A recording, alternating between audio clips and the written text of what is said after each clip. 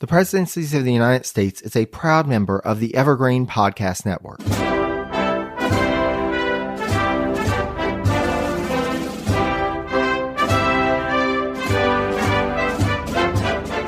Hello and welcome to the Presidencies of the United States. I'm your host, Jerry Landry. Leadership is naturally one of the topics that comes up when talking about U.S. presidents, but it's not always talked about with practical implications in mind. For this episode, I'm joined by a special guest who has a new book out, which not only highlights the key leadership qualities displayed by 8 presidents who often show up at the top of the presidential ranking polls, but also shares how all of us can work towards developing those leadership qualities ourselves. Talmage Boston is a well-known figure among leading historians as an author, speaker, and on-stage interviewer. His work has been endorsed by David McCullough, Doris Kearns Goodwin, John Meacham, Douglas Brinkley, Annette Gordon-Reed, Evan Thomas, and H.W. Brands, as well as many other esteemed presidential biographers.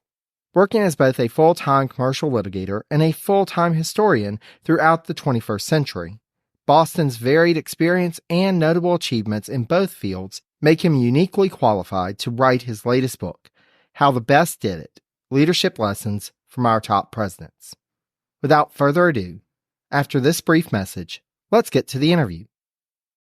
I don't know about you, but balancing work, life, and podcasting means doing a great deal of juggling and planning to try to have nourishing food on the table or a nutritious lunch ready to go each and every day. That extra stress is the last thing any of us needs. Thus, I invite you to eat stress-free this spring with Factor's delicious, ready-to-eat meals. Every fresh, never-frozen meal is chef-crafted, dietitian approved, and ready to eat in just 2 minutes. It sounds too good to be true, but I've enjoyed all the Factor meals that I've had thus far, and rather than that frozen food taste, it actually tastes like it just came out of the kitchen. Choose from a weekly menu of 35 options, including popular options such as Calorie Smart, Keto, Protein Plus, or Vegan and Veggie. Also, discover more than 60 add-ons every week, like breakfast, on-the-go lunch, snacks, and beverages to help you stay fueled and feel good all day long. You can customize your weekly meals with the flexibility to get as much or as little as you need. You can pause or reschedule deliveries to suit your lifestyle. You can even get gourmet meals that feature premium ingredients like filet mignon, shrimp, truffle butter, broccolini, and asparagus. What are you waiting for? You can get chef-prepared meals on the table in 2 minutes with Factor's ready-to-eat meals, so you can get back to doing what you love this spring. Factor is your solution for fast, premium meals without the need for cooking. Head to factormeals.com/presidencies50 and use code presidencies50, that's presidencies50, to get 50% off your first box plus 20% off your next box. That's code presidencies50 at factormeals.com/presidencies50 to get 50% off of your first box, plus 20% off your next box while your subscription is active. Now, if you'll excuse me, my Factor turkey chili and zucchini with ancho lime crema is waiting. Thanks for cooking, Factor.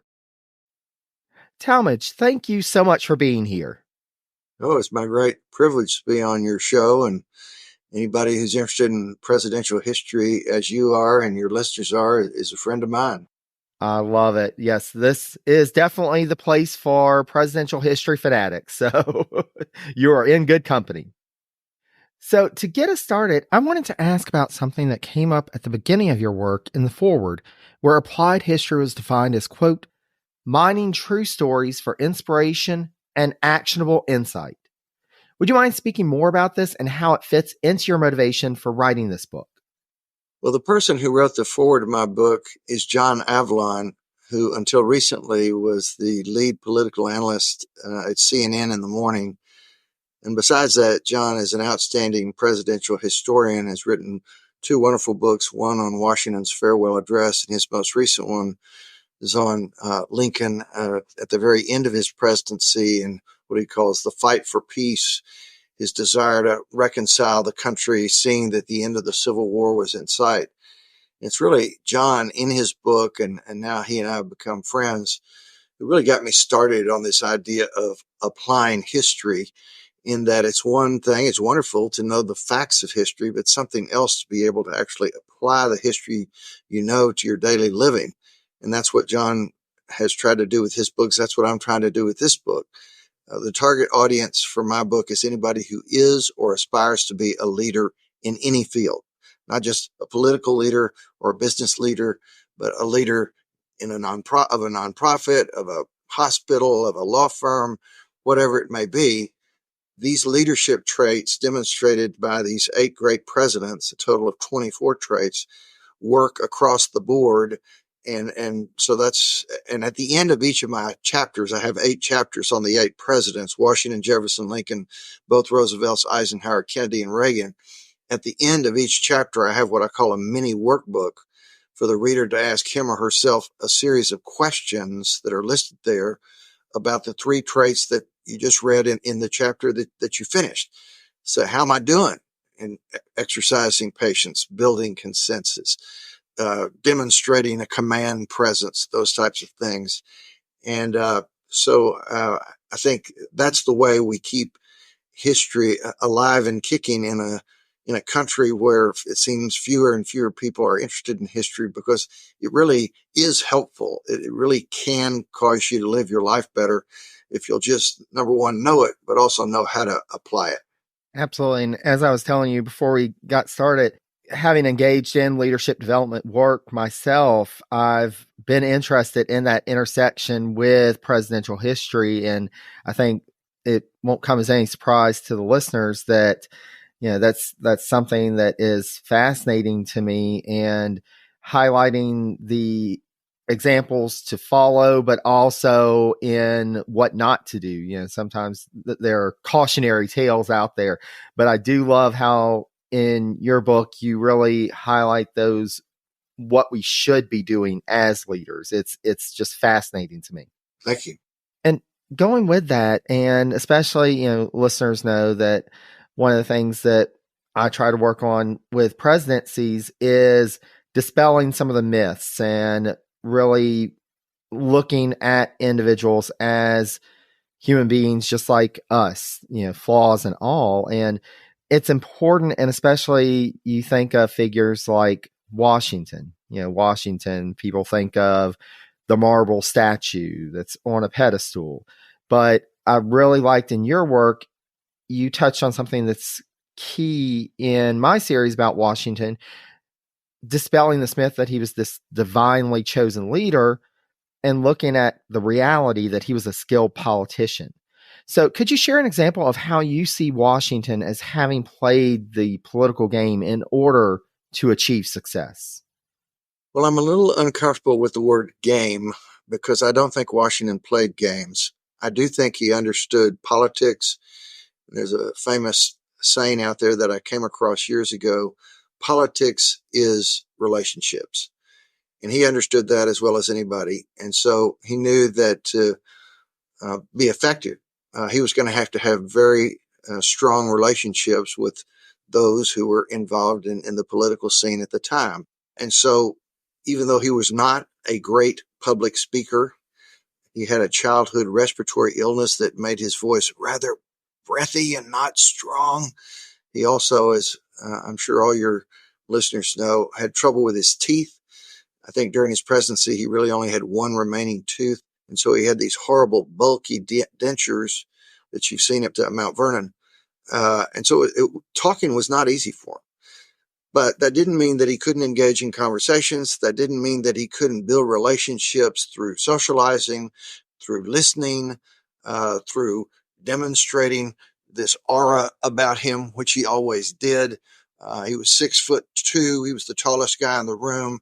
He had ramrod straight posture. He had piercing eye contact. Gilbert Stuart, who painted his portrait many times, said he had the eyes of the fiercest warrior in the jungle. So if George Washington was looking at you, you knew somebody was really looking at you, really listening to you. And so because, and so many other things about him. I mean, he moved with the grace of an athlete. So if there was a big social dance, he was the best dancer. If all the men went on a fox hunt, he was the best hunter. So he had all these traits that caused, plus on top of that, of course, he was a military hero. He had also presided over the Constitutional Convention, which had been successful and had been ratified. So he had all these achievements to go along with this aura based on a number of factors. And so people decided he's the guy. And he had a history of making good decisions, that he carefully weighed both sides of the argument. Famously, throughout his presidency, he'd get memos from his cabinet. Here's what Hamilton said should be done. Here's what Jefferson. Washington read them and then decided what he wanted to do. And so you put all those factors together, and he was adored. And that is one of the most amazing things about his political skills, is that on 4 different occasions, he was chosen unanimously to be the top leader. He was chosen unanimously to lead the Continental Army in the Revolution at the Second Continental Congress. He was chosen unanimously to preside over the Constitutional Convention. He was chosen unanimously to be president for his first term, and then again for his second term. So that's what you call being an effective politician, when every single person involved wants you to be the guy, you to be the leader, and wants you to be the ultimate decision makers. So it was all these factors working together that allowed him to overcome the fact that he was not an Abraham Lincoln or Franklin Roosevelt or John F. Kennedy or Ronald Reagan, incredibly eloquent speaker, but nonetheless, he was a highly, highly effective political leader. Absolutely. And for me, that's what really is the most fascinating thing about Washington, is that this overcoming his shortcomings, and he understood those. He seemed very self-aware and knew what he could do and where he needed to lean on others. And that, to me, is the important part of looking at him as, the whole man versus just this divine figure.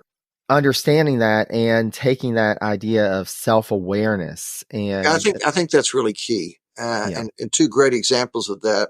As he's going to the Constitutional Convention, he knows he's not a government scholar to be able to figure out how to invent a brand new government, but he knew James Madison was. And so he deferred to Madison to create the Virginia Plan that for the most part became the backbone of the Constitution. Similarly, when he became president of the United States, we had all these economic issues, post-war debts, and so forth. He knew that wasn't in his bag of tools in his toolkits of strengths, but he knew that it was in Alexander Hamilton's. So he said, I want you to handle this. I mean, come to me, tell me your final recommendation. I'll make the final decision. But the key word, as you said, is self-awareness, knowing what you're strong in and how to use that, knowing what you're weak in and bringing somebody who's strong in the area where you're weak.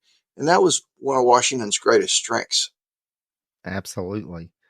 Well, and speaking of somebody else who knew how to engage people in the political world, you talked about Jefferson's dinner diplomacy, and you wrote that, quote, to Jefferson, warm-hearted conversations among government colleagues at dinner epitomized how people in the new republic's public arena were supposed to operate. So would you mind speaking more to this and how Jefferson's approach may have differed from previous approaches of his predecessors? Of course, he had 2 predecessors. George Washington became our first president. The country was 100% united behind him. And yet with each passing month of his presidency, factions emerged in our federal government. Washington wanted to stay above the fray, but nonetheless, the fray arose, and soon there were 2 warring political parties, the Federalists, John Adams and Alexander Hamilton, the Republicans, who ultimately evolved in today's Democratic Party led by Jefferson and Madison, but they kept creating more and more tension between themselves. Washington hated the fact that this was happening. He thought we were going to be united. We'd won the war. Let's lock arms. Let's all join forces to be together. And it wasn't working out that way. That's the nature of man, unfortunately. But he really was not proactive in trying to bridge the gap and create some dialogue to try to reduce the amount of friction. That was, on the one hand, he wanted it to happen. On the other hand, he was not proactive about trying to make it happen. Then, of course, John Adams, who probably had more enemies than friends by the nature of his personality. He was a straight shooter. He was in many ways tactless. He always felt underappreciated. He always had a chip on his shoulder. So anyway, as the Republicans during his presidency became more and more critical of what he and the Federalists at that time controlled Congress, wanted to do, well, the Federalists, with the full support of Adams, passed the Alien and Sedition Act. And it was the Sedition Act that said if you criticize what John Adams has said or done or Federalist policy, that's a crime punishable by incarceration.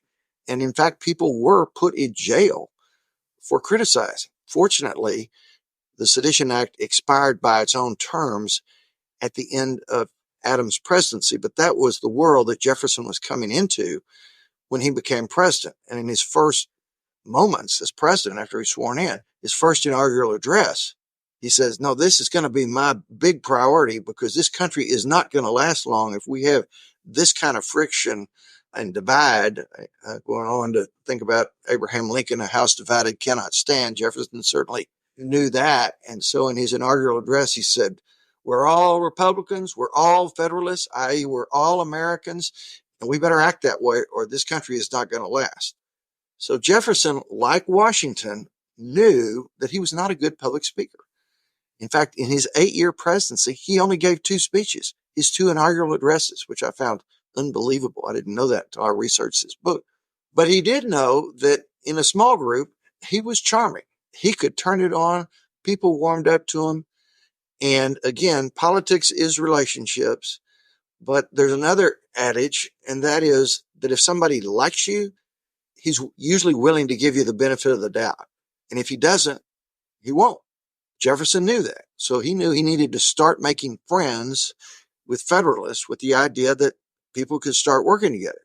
And so he started having these dinners, 2 and 3 every single week, in an effort to build camaraderie between folks who were otherwise in a political divide. And there's a guy named Clay Jenkinson who has something called the Thomas Jefferson Hour, who I came across. Here's how he described Thomas Jefferson's approach at these dinners. He said he would basically tell the group in his own words, in his own way, but to the effect, we're not talking about diplomacy, tax differentials. We're not talking about Federalists and Republicans squabbling in Congress. We're talking about ideas. We're talking about the Enlightenment. We're talking about the true purposes of life. And suddenly, people are relaxing. And of course, Jefferson would serve these fabulous meals, and they drink plenty of wine, and people would just relax and realize this guy who I've been fighting with politically really isn't a bad guy. In fact, he's kind of a smart guy. In fact, I kind of like him. And you don't just do this once or even once every 6 months. You do it on an ongoing basis. And sure enough, walls started coming down and relationships were built. And unlike the Adams presidency, there was more of a sense of collaboration, more of a willingness to go across the aisle and try to work together. And so this, I think, is one of Jefferson's most important traits. And it's certainly one that we wish we had in 2024, to wish that we had presidents who knew how to build positive relationships with those across the aisle in order to make government work. So I really think Jefferson's example on how to do that in an effort to start building consensus and bring down the friction is something that is of particular importance in today's world. Absolutely. Well, first of all, Clay Jenkinson's The Thomas Jefferson Hour was actually the first podcast that I ever listened to. So I love that you brought that reference in. Yeah, Jefferson, it's just fascinating because you see in the Washington and Adams presidencies, they had these events where they would invite folks to the levees, but it was very formal and rigid versus Jefferson's dinners where he really wanted that small group and he wanted to engage with everybody. He didn't just want to engage with a couple of folks. He wanted everybody at the table to kind of know what was going on, to be a part of the conversation. And that was key, like you said, Talmage, to starting to bridge those gaps, even with folks that he disagreed with, even if they left still disagreeing, at least they knew where they stood. And they knew they'd had a good time, and they knew Yep. that they actually liked the people around the table. And so I think that's such a big problem today, is the high level of disliking among people on opposite sides of the aisle, when in fact, if they knew each other and they talked and they socialized and they listened, a lot of that hostility would evaporate. Yeah. Yeah. And speaking of somebody else who had a lot of challenges to his presidency and a lot of backlash and hurdles that he had to overcome in engaging with folks, you wrote when discussing the nation's 16th president that, quote, unlike anyone else who has ever been the nation's chief executive, Lincoln was a multidimensional genius in the fields of politics, word power, warfare, law, and by the end of his life, theology. And I think that those things really came to play in his presidency. It took somebody like Lincoln to be able to meet the challenge of the Civil War, and as you said, that House divided, bringing it together. So I wanted to ask you, what most surprised you about Lincoln as you were researching his life and career for your book? Well, I've been a Lincoln fan since I was a child, because I went to grade school in the early 1960s when America was celebrating the centennial of the Civil War. And so there were a lot of television documentaries and children's books and even trading cards about the Civil War. And of course, the great hero of the Civil War was Abraham Lincoln. And I've never lost my love for Lincoln, and I've read dozens and dozens, perhaps hundreds of Lincoln biographies. And so there's not a whole lot for me to learn, because I've been steeped in all things Lincoln basically my whole life. Having said that, as I mentioned at the outset, the book covers a total of 24 leadership traits, and I don't duplicate any between or among the presidents. For example, one of Washington's key traits, obviously, was his integrity and therefore his credibility. Well, obviously, that could be a Lincoln trait as well, but the reader doesn't need to read about two different guys who had integrity and credibility. One is plenty. So as I look back after I finished the book and looked at all 24 traits, I said, my gosh, Lincoln was the best in all 24 of these traits. That's why at least in the recent C-SPAN polls, where the 150 leading historians cast their votes every time a president leaves the White House and a new one comes in, the most recent being in 2017 and 2021, Lincoln's always at the top. And because he was just so gifted in so many ways. But back to your question, in terms of what stood out or what's new, trying to put all this together, was just, he was a man not only of the incredible eloquence that causes us to remember the Gettysburg Address and his second inaugural address, but he had an amazingly high level of emotional intelligence. He knew how to handle people, difficult people. And he always, in dealing with the many difficult people, many difficult situations that he came in contact with, he always took the high road. I'm sure your listeners who know history well know that his first major leading general in the Civil War was George McClellan. And McClellan, who graduated, I think, number 2 in his class or 1 in his class at West Point, thought he knew everything, thought he was essentially the Messiah, and had little regard for Lincoln, and thought Lincoln couldn't possibly know anything about how to run a war. And he was very rude. He was very demeaning, all those things. And Lincoln knew it and was on the receiving end of it. And yet he didn't get down to McClellan's level or act like his feelings were hurt, or that he just said, we just need to win this war. He didn't say this, but in the back of my mind said, look, I don't care how many insults you level at me. Let's just figure out how we're going to win this war. Similarly, famously, Doris Kearns Goodwin, team of rivals. He had 3 people in his cabinet who had aspired to get the job that he got. And Salmon Chase, I think, never did get over thinking that he was better and smarter than Lincoln, but he was the only one. Everybody else realized, no, this Lincoln guy, he's the smartest guy in the room. And so he had to stay above the fray with his rivals. Then, of course, during the war, there were many Union soldiers, like there always are in soldiers, who deserted. And then their families sought pardons. And it'd be very easy to take a hard line and say, no, forget it. You abandon our effort. You let other people fight and die. Forget it.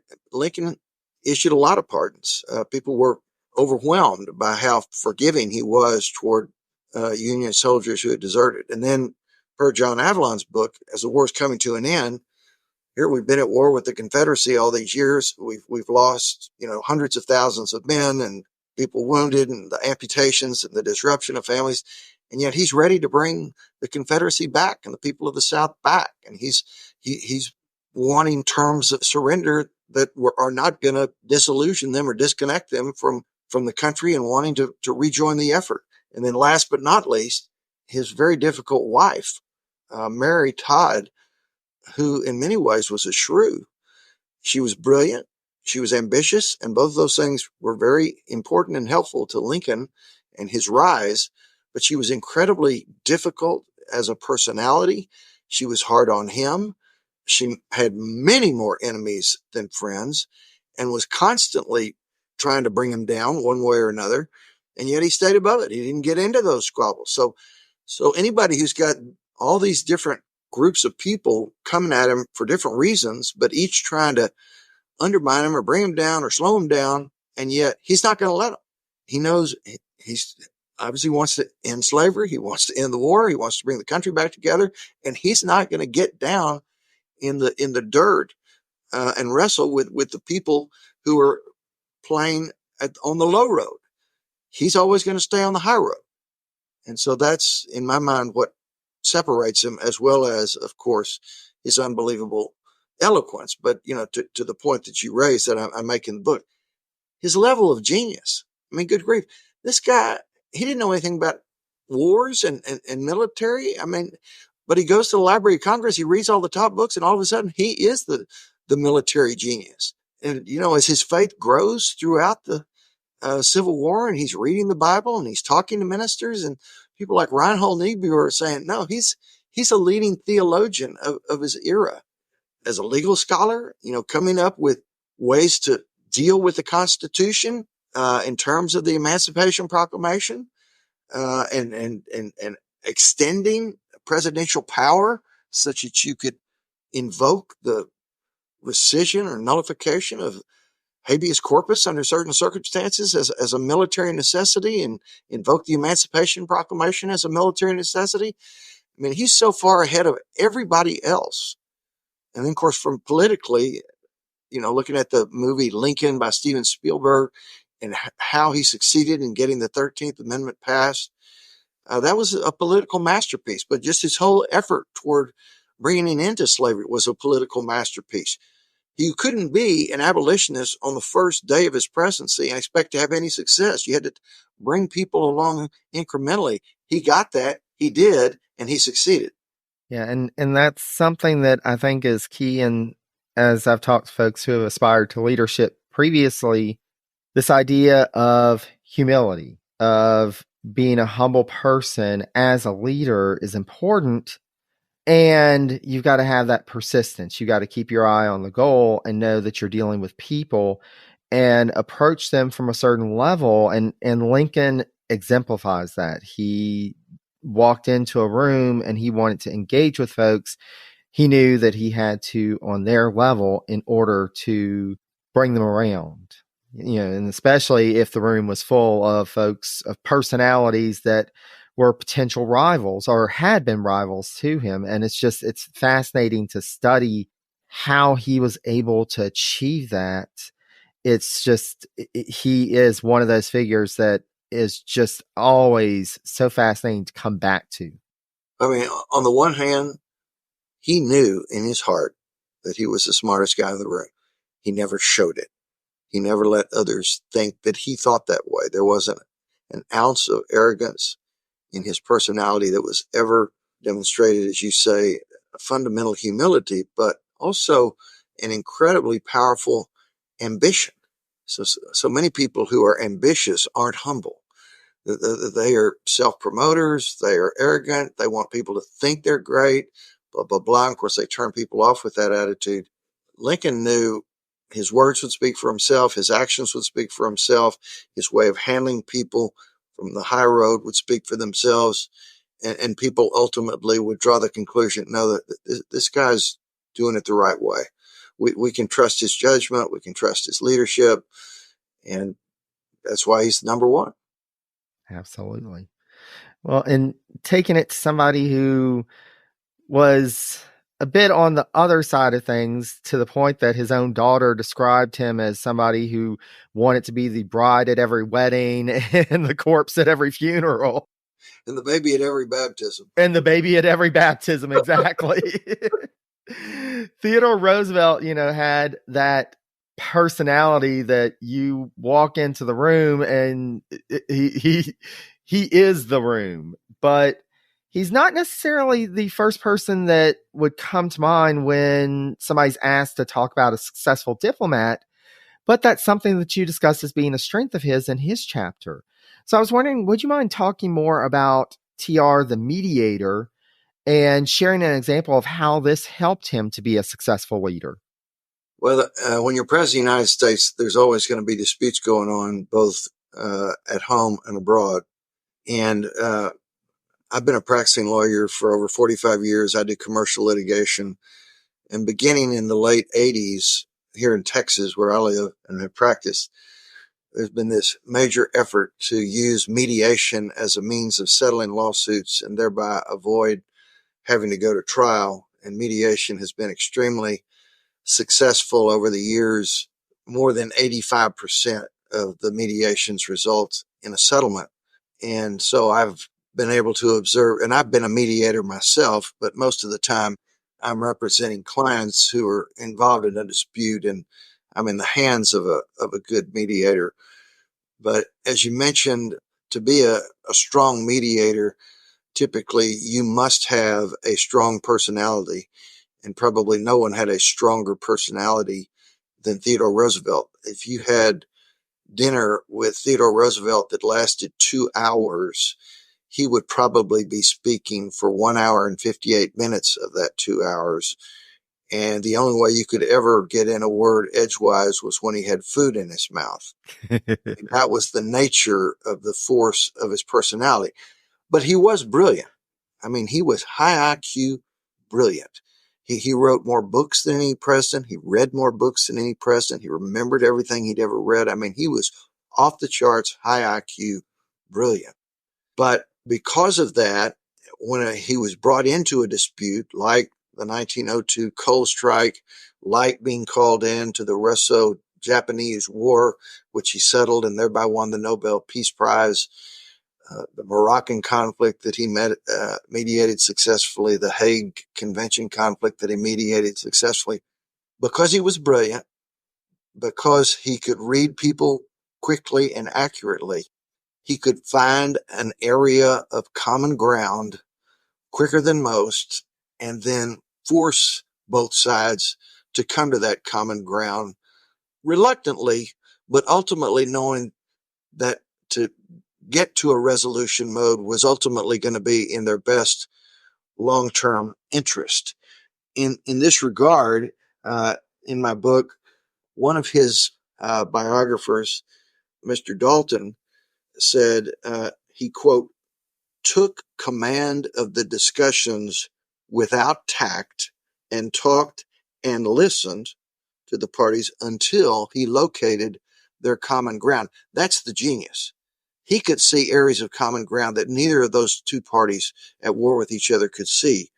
And then Doris Kearns Goodwin, in her biography of Roosevelt called The Bully Pulpit, said that what he had as mediator that he brought to the table were his, quote, unusual powers of concentration, a rich cadre of ideas, and ruthless single-mindedness, along with warmth, unabashed intensity, and pluck of personality, all of which blended together and moved people to the goal line of resolution. So, rich cadre of ideas, an effective mediator says, okay, folks, let me throw out 3 or 4 possibilities of something that might work to bring you together. So he's brainstorming. He's thinking of new and different things that might allow them to find common ground. He's totally focused. He's totally intense, pluck of personality. He was funny. He was entertaining. He was all those things, and you couldn't resist him. And so, and he wouldn't stop until he'd achieved his goal. And that's what great mediators do. And that's what he did. And so I think that's something that historically people don't appreciate. You think of Theodore Roosevelt, you think of the Rough Riders, and you think of the bully pulpit and his very energetic speeches that you can see on the old newsreel. You think of his trip down the Amazon and, this bravery and go into the Badlands and being a cowboy and all these things that, comprised him. What people sometimes don't realize is it all worked great through age 50 when he left the White House. He died at age 60. Those last 10 years were not very good years. He kind of blew himself out. He kind of drove himself too hard, too fast, and started making bad decisions and, unsuccessful third party efforts and taking that ridiculous trips down the Amazon where he almost died, kind of lost his judgment and then pushed his sons to fight into World War One. He even wanted to fight in World War One when he's 58 years old. And of course, one son was killed and another one badly injured. Just so his post presidency was highly unsuccessful, even though his presidency was very successful. The C-SPAN police rated the fourth greatest president behind Lincoln, Washington, and his cousin Franklin Roosevelt. Yeah. And that's the thing. It really, those last years you look at and you think of what might have been for him, but like you said, he just made all these wrong choices, and it was like the worst parts of him were kicked up in those last few years, and the best parts of him were just kind of lost. And I think to your point, that idea of him being a diplomat, of being able to work with folks and help to guide them to a common ground is important. And you see some of that with his cousin that you mentioned, FDR. And you talked about with FDR how he was acutely aware of where the public mood was and how he used that knowledge to move his followers in a certain direction while being cautious to not get too far ahead of public sentiment. He definitely tried to walk that fine line. And I was wondering if you could talk more about that and how that contributed to the legacy that Franklin Roosevelt left. Well, Roosevelt, as you just said, was successful in moving public sentiment to where he thought it needed to go. But before you can start that process, you need to know where public sentiment is. And of course, Roosevelt, like all of Lincoln's successors, viewed Lincoln as his hero. He had seen how Lincoln had moved the public mindset on the issue of slavery during his presidency incrementally rather than one monster leap at the front end that would alienate many people, just bring them along gradually. In Franklin Roosevelt's case, the big example on this was as Hitler starts to take over countries in Europe, and Winston Churchill is trying to stop him, and he can't. They don't have the resources to do it.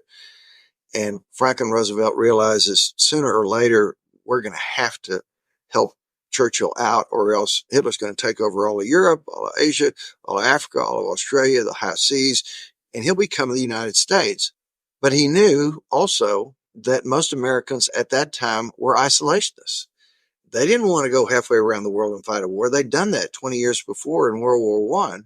And so, and of course, those isolationists were led by the incredibly popular Charles Lindbergh, one of the great American heroes of the time. And so, to have a full appreciation of where the public sentiment was, FDR had frequent press conferences where any and everybody in the media could ask him any darn question they wanted. He wasn't afraid of questions. He wasn't afraid of press conferences, unlike we have today. He took train trips and car trips all over the country to talk to the people and get his read on what was going on all over the country. Of course, his wife, Eleanor, made those trips constantly. And she would come back and say, okay, here's what's going on, Franklin. And you listen to her. I mean, she was an incredible source of information for him. Public opinion polls were beginning to rise, and he paid incredible attention to them to see as an indicator of what people were thinking. And then he was constantly talking to the leaders of both political parties to see what their sides thought about particular issues. So he was constantly in an information gathering mode so he could feel confident about what the public was thinking. And then through this, I mean, he's obviously eloquent. His first inaugural address, we have nothing to fear but fear itself. Post Pearl Harbor, yesterday, December 7, 1941, a day that will live in infamy. You know, he was incredibly eloquent, but also per his uh, fireside chats on the radio, where in a very conversational, calm approach, he could bring people along. You know, he's 8 days into his presidency in his first term, and he has his first fireside chat. The day before, he had closed all the banks in the country to stop a run on the bank, a national panic. In that first fireside chat, he said very calmly, here's what we did. Here's why we did it. Here's what we're going to do going forward. It all makes sense. This is what you do. There's no need to panic. We know what we're doing. And when it's over, people believed. And the next day they reopened the banks and there wasn't a panic anymore. So people liked what he had to say, whether in his wearing his powerful orator hat or his conversational fireside chat hat. Either way, they liked what they heard. And therefore, they wanted to hear him.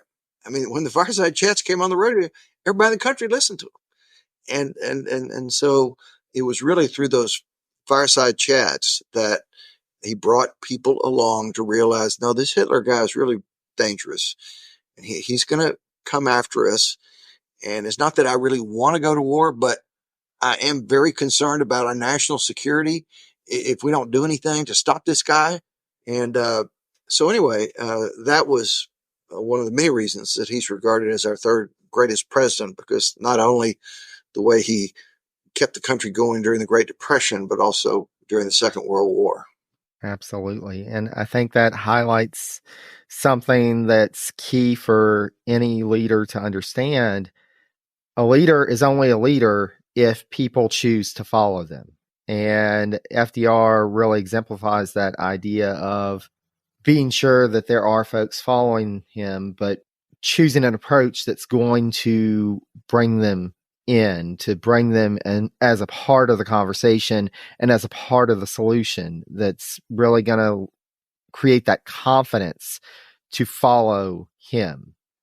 I mean, along those lines, I mean, just the ultimate proof of what you just said is he ran for president 4 times. Yeah. Every time he got over 80% of the electoral votes.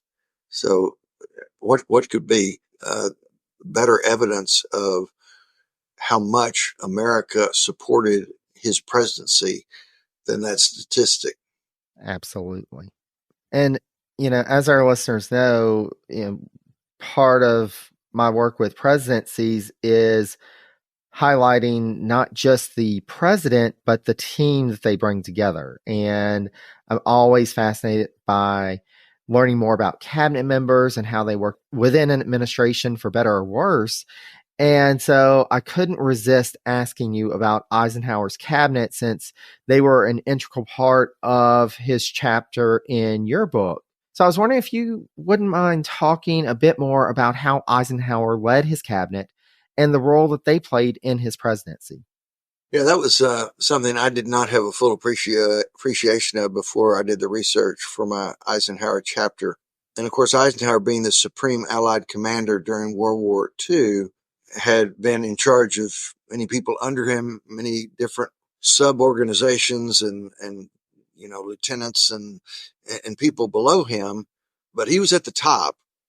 But he also knew that to do his job, he had to have people under him who were in a well-organized mode and not in a conflicting mode, and were all put in the best position to do their jobs and handle their responsibilities in order for the entire enterprise to have the most success. So when Eisenhower saw how Truman had run his presidency, which was not particularly well organized as compared to what Eisenhower did with the military during the war, Eisenhower knew he wanted to match with his presidency the same level of well-oiled machine organization that he had in the military during the war. And so he did. And so, of course, one of the major parts was his cabinet.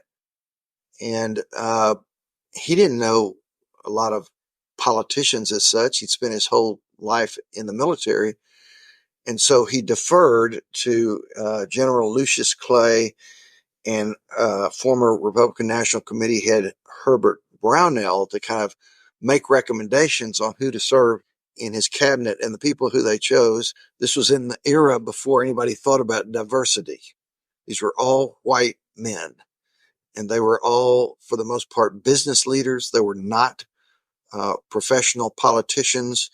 They ran large organizations, whether it was large companies, large law firms, Ezra Taft Benson, the Mormon Church. But these people had handled big jobs in big organizations, and he could put a department for them to be in charge of and know that they'd do their job. They'd handle it. They weren't afraid of the size of the department, the responsibilities of the department. Do your job. But he didn't want a bunch of silos. He wanted collaboration. He said, all these guys are smart. And so every single week, on Friday of every single week, he would have a meeting of the cabinet. And one of the rules was you don't bring into the discussion an issue that pertains only to your department. We're going to talk about the bigger issues. We're going to brainstorm. We're going to hash it out. We're going to debate it. And they did. Jerry Parsons, who was the head of his congressional liaison office, attended the cabinet meetings. And he said Eisenhower is like, he hit fungos. He threw out issues. Let's talk about this. Let's talk about McCarthyism. Let's talk about civil rights. Let's talk about what's going on in Little Rock. The big issues. And I want to hear what you think about it. And he would find ways to encourage debate, but without stifling debate. And he would make sure that everybody at the meeting had a chance to say something. And obviously, if you're in a small meeting with the President of the United States, that's a pretty heady thing. And you feel like the President is listening to you and coming up with ultimate decisions that you're a part of. That makes you feel great about being a part of this enterprise. And so there was very little turnover among the Eisenhower cabinet. Eisenhower's granddaughter, Susan Eisenhower, wrote a wonderful book called How Ike Led. And she said that her grandfather wanted an unbiased input and a spirit of camaraderie at these meetings. And he would listen, but everybody knew he would make the final decision. And General Lucius Clay said his ultimate objective was he wanted unity of purpose.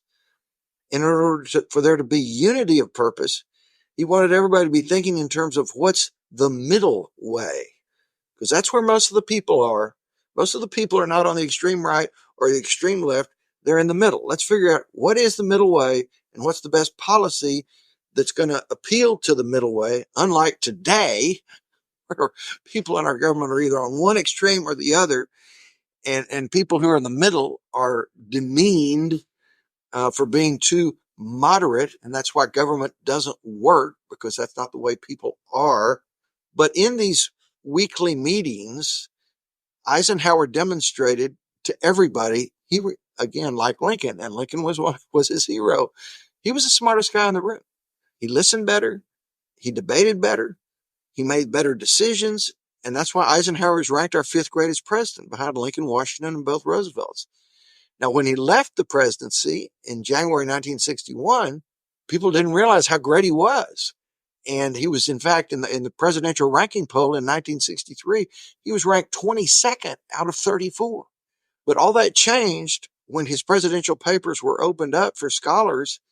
And whereas they thought that other people were making the big decisions, they realized when they saw the papers, no, it was Eisenhower. It was all Eisenhower. And then you could look back and say, you know what? 8 years of peace and prosperity, that's a pretty great result. There aren't many presidents in history who could say they pulled that off. And of course, he comes in, and the first thing he does is he brings an end to the Korean War, which Truman had no idea how to end. And he soon brings an end to McCarthyism, which Truman had no idea how to end. And so Eisenhower, like Washington, like Jefferson, was not a great public speaker, but he sure knew how to get people in a superb organization to pull their own weight, run their departments well. In fact, Fred Greenstein, who's one of the major Eisenhower biographers, really was one of the leaders in getting his hands on the presidential papers and realizing that Eisenhower, in fact, was the person making all his decisions.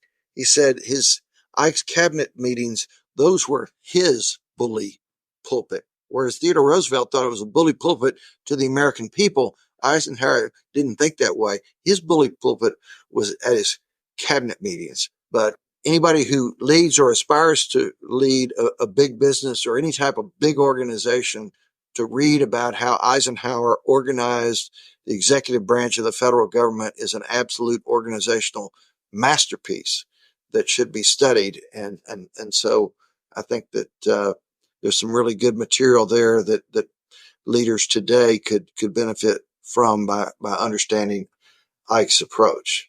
Absolutely. And it's one of those things that I see as kind of a consistent theme in your book is this idea of building and reaching a consensus, whether that's with the public or with the team around you. And I love how you show these different approaches to that. And all of the presidents, as you said earlier, weren't necessarily great public speakers, but they would find their own strengths. They would bring their own strengths to the table in order to achieve that, whatever that looked like.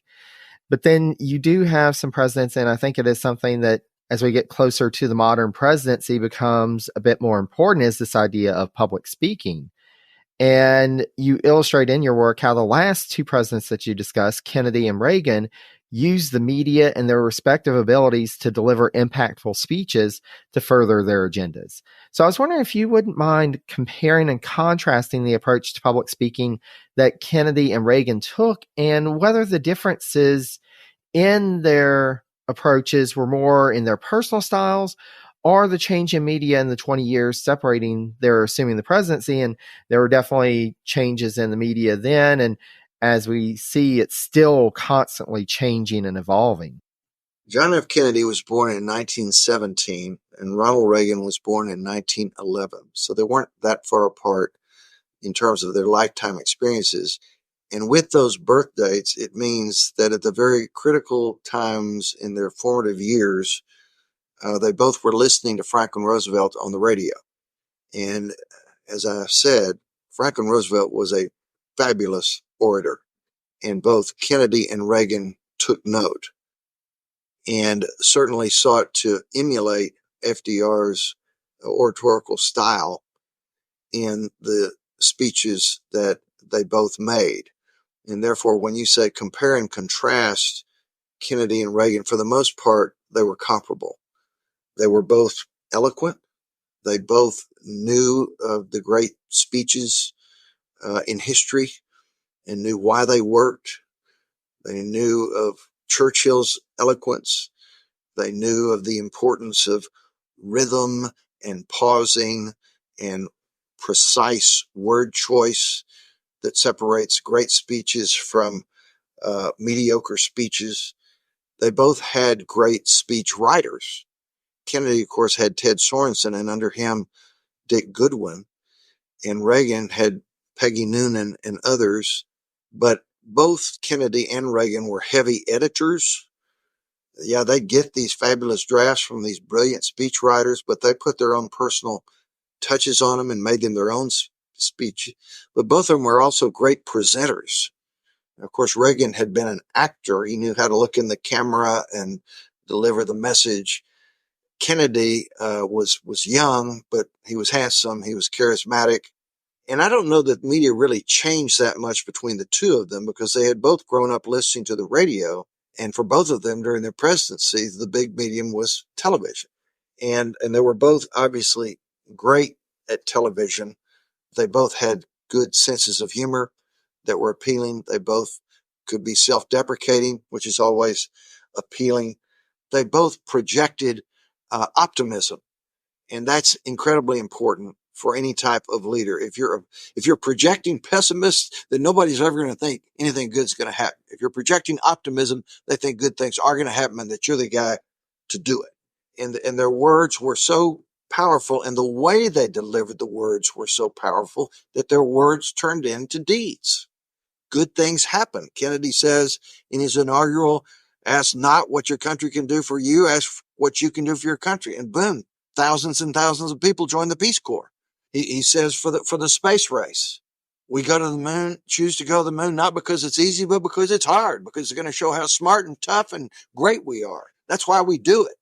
And so Congress appropriates all the money we need to be able to get to the moon by the end of the decade. And then most importantly, by the second year of his presidency in 1963, he becomes the great moral voice of the civil rights movement and submits the strong civil rights bill that ultimately, after, because Kennedy was killed, Johnson, with his legislative genius, was able to push through.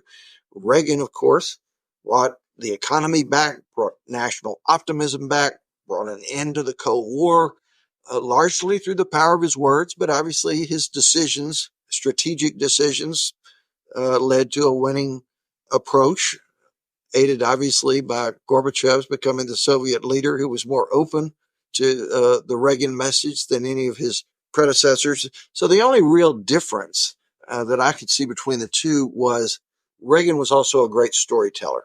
I don't think people think of Kennedy necessarily as a great storyteller, but here's one of Reagan's favorite stories that is so good, and apparently he told it all the time. It became a joke. He told this, and it was all tied to optimism. And so here's the story, and Reagan would tell this often. There were two little boys, one a dour pessimist and the other an extreme optimist, who were taken to a psychiatrist by their parents. The parents wanted to provide encouragement to the pessimistic son and make the optimistic boy more conscious of life's obstacles. To accomplish this, the psychiatrist put the pessimist in a room filled with shiny toys and the optimist in a room with mounds of horse manure. After a while, the parents went to the room where the pessimist child had been placed and found him crying in frustration. He couldn't bring himself to play with the toys for fear he'd break them. Then the parents went to the optimistic son's room and found him happily shoveling manure. The boy beamed at them and exclaimed, with this much manure around, I know there's a pony in here somewhere. I mean, I read that. I just I burst. love it. It's quintessential Reagan. And, he knew a good story.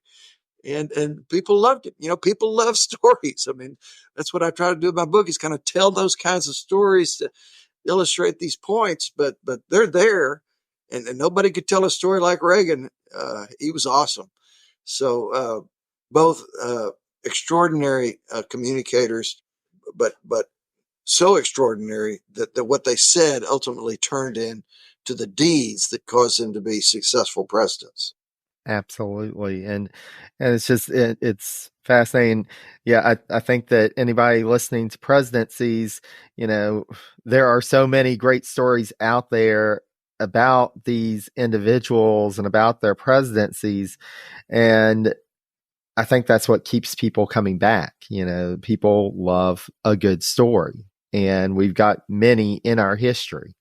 So, as we're wrapping up our conversation, I was wondering, what would you say was the most surprising thing that you learned in the course of working on this book? And what would you say is the key takeaway from your book?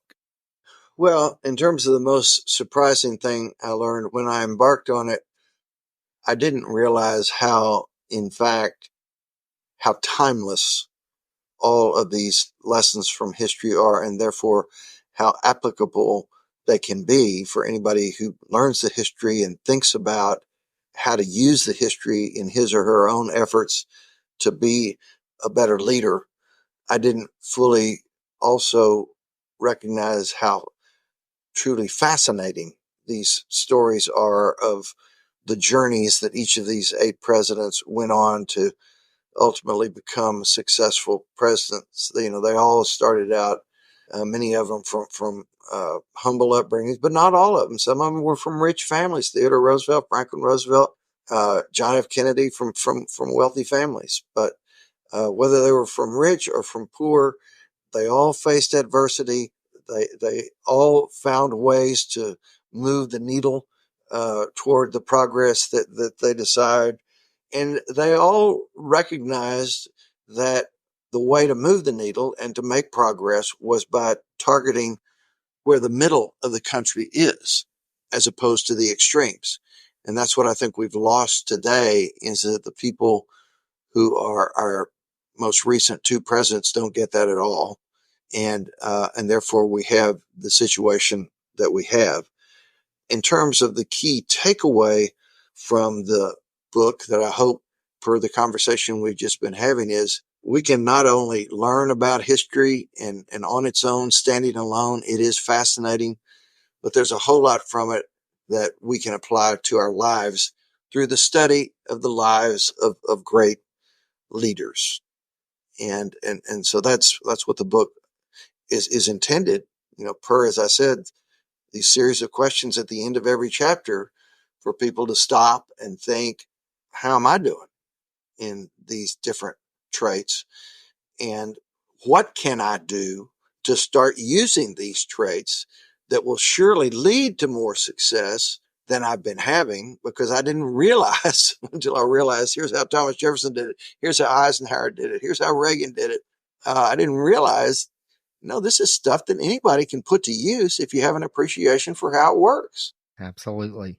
And here's hoping that your work inspires both current and future leaders. Talmage, thank you so much for this work. Thank you so much for this conversation. It was a pleasure to talk with you, and congratulations on the publication of How the Best Did It. Jerry, it's been great to be with you. I thought your questions were terrific and really helped to tell the story of what I've tried to achieve with this book. And so I hope our paths cross again when I come to Charlotte in the fall. I hope I get to meet you. Absolutely. I would love that. Thank you so much. You bet. Special thanks again to Talmage Boston for his time and the insight that he shared with us for this episode. And be sure to check out his work, How the Best Did It, Leadership Lessons from Our Top Presidents. I'll have a link to the book on the notes for this episode on my website, presidenciespodcast.com. There, you can find past episodes of the podcast, links to learn more about all of the presidents, and information on how you, yes, you, dear listener, can help support the work of the Presidency's podcast. Equipment, research materials, and monthly fees to support the podcast can quickly start to add up. So thank you so much to our generous patrons who help to offset the cost. For as little as $1 a month, you too can pledge a monthly donation at patreon.com/presidencies, which gets you various perks, including a monthly update on what's coming with the podcast and access to an ad-free podcast feed. Those at the $10 a month and higher level are able to talk directly with me once a month about presidential history and can ask whatever burning questions they have about recent episodes or anything presidents related. I'm always up for a good talk about presidents.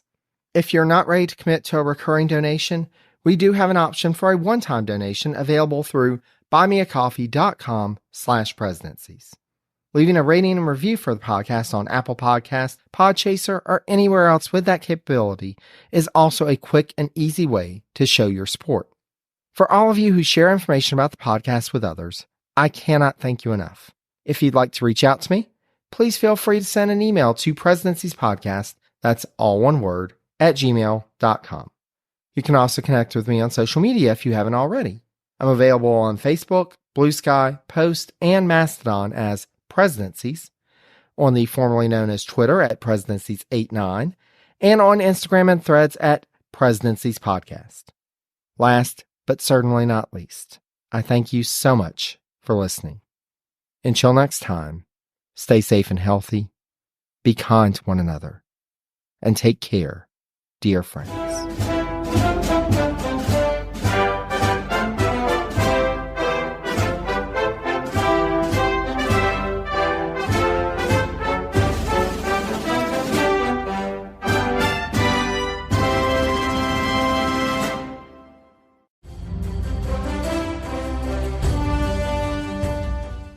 This is Peter. And this is Tom. We want to tell you guys a little bit about our podcast. Tom and I met in college, became best friends, and then teachers almost 20 years ago. Sometimes school just does not allow us to elaborate on the topics that we find interesting, like the real shark attacks that inspired the movie Jaws, or the real historical context to Indiana Jones artifacts. Where does cereal come from? Or are zombies real? Does Ben Franklin really deserve to be on a $100 bill? On our podcast, just like in our class, there are no stupid questions. Just two friends having a lighthearted conversation about history, pop culture, and the context of current events. Listen to History Teachers Talking Podcast from Evergreen Network, anywhere you get your podcasts.